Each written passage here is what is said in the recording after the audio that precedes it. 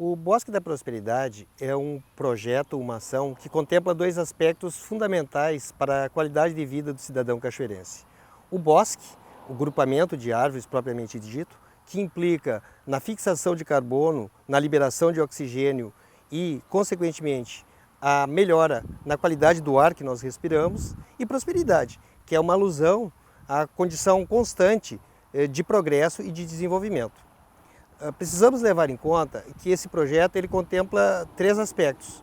Ele contempla o tempo passado, uma homenagem aos empreendedores do passado, à longevidade de seus empreendimentos. Sob o aspecto ambiental, a qualidade de vida que esse bosque vai trazer, já mencionei anteriormente, e para o futuro, a questão ambiental de um exemplo, né, para as futuras gerações, para aqueles que nos seguirão e que terão um exemplo de métodos de ofertas de qualidade de vida.